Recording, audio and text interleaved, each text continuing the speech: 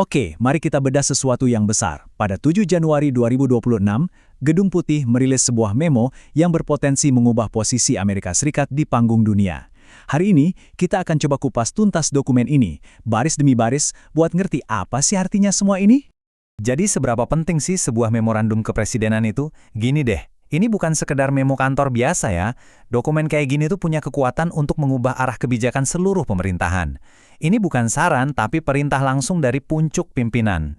Nah, memo yang satu ini isinya tuh spesifik banget. Dan, wah, dampaknya bisa sangat besar. Isinya adalah perintah untuk memulai proses penarikan diri Amerika Serikat dari puluhan organisasi internasional sekaligus. Betul sekali, 66. Anda nggak salah dengar, bukan 6 ya, tapi 66 organisasi internasional. Angka ini aja udah cukup kasih gambaran ke kita betapa besarnya pergeseran kebijakan yang lagi kita omongin. Oke, pertanyaan besarnya sekarang, kenapa? Apa sih alasan resmi dibalik keputusan yang bisa dibilang drastis ini? Yuk kita telusuri langsung dari apa yang tertulis di dalam dokumennya. Ternyata nih, keputusan ini tuh bukan tiba-tiba muncul gitu aja. Ini bisa dibilang puncak dari proses yang udah jalan hampir setahun penuh. Semuanya dimulai Februari 2025 dengan perintah eksekutif buat meninjau ulang semua partisipasi AS. Setelah ditinjau panjang sama Menteri Luar Negeri, hasilnya ya memorandum yang kita lihat sekarang ini. Jadi ini langkah yang sudah direncanakan. Nah ini dia alasan utamanya. Menurut memo itu, setelah mempertimbangkan laporan Menteri Luar Negeri, partisipasi dalam 66 organisasi ini dianggap bertentangan dengan kepentingan Amerika Serikat. Ini adalah frasa kunci yang jadi dasar dari seluruh perintah ini. 66 itu kan banyak banget ya. Biar kita gampang ngertinya, yuk coba kita pecah jadi beberapa tema. Jadi kita bisa lihat bidang apa aja sih yang paling kena dampak dari kebijakan ini?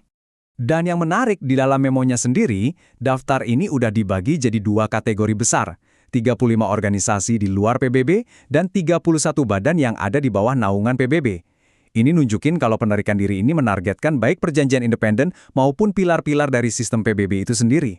Nah, pas kita lihat daftarnya lebih dalam, ada satu tema yang langsung kelihatan jelas banget, iklim dan lingkungan.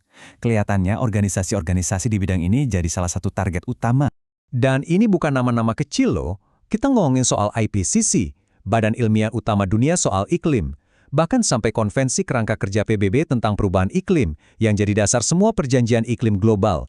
Jadi keluar dari sini itu artinya ya menarik diri dari fondasi kerjasama lingkungan internasional. Tema besar selanjutnya, ini soal keamanan dan keadilan global. Ternyata kebijakan ini juga menyasar badan-badan yang ngurusin kerjasama hukum dan kontraterorisme internasional.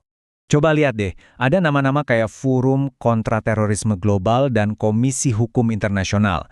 Ini kan forum tempat negara-negara kerja bareng bikin aturan main hukum internasional dan nyatuin langkah buat lawan ancaman keamanan. Jadi ini bukan cuma soal lingkungan, tapi juga soal hukum dan keamanan global. Dan yang ketiga, kebijakan ini juga nyentuh ranah ekonomi dan pembangunan. Badan-badan yang ngatur perdagangan global, bantuan, dan kerjasama ekonomi ternyata juga masuk daftar. Contohnya nih ada konferensi PBB tentang perdagangan dan pembangunan atau UNCTAD dan berbagai komisi ekonomi regional PBB. Mundur dari sini, wah ini bisa secara fundamental mengubah cara AS berinteraksi di panggung ekonomi dan pembangunan global.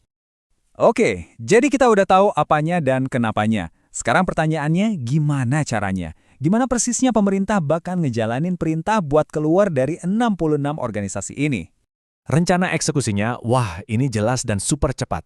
Memo ini pakai kata-kata kayak langkah-langkah segera dan harus selesai sesegera mungkin. Jadi nggak ada waktu buat nunda-nunda lagi, perintahnya adalah jalan sekarang. Nah, ada satu detail yang penting banget di sini. Khusus buat badan-badan PBB, istilah penarikan diri itu didefinisikan sebagai menghentikan partisipasi dan pendanaan. Ini klarifikasi kunci ya. Artinya, ya putus hubungan kerja dan stop aliran dana ke 31 badan PBB itu, selama hukum memperbolehkan.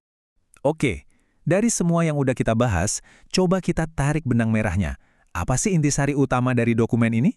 Intinya gini, dokumen ini tuh perintah yang lugas, nggak pakai basa-basi, untuk keluar secara besar-besaran dan secepatnya dari banyak banget organisasi internasional, mulai dari lingkungan, keamanan, sampai ekonomi.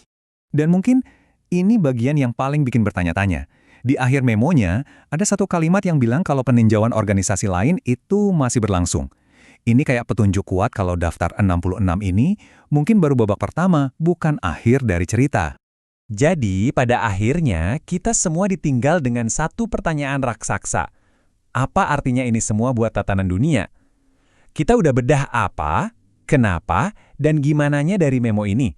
Tapi efek domino dari langkah besar-besaran ini, ya itu adalah sesuatu yang bakal kita saksikan bareng-bareng.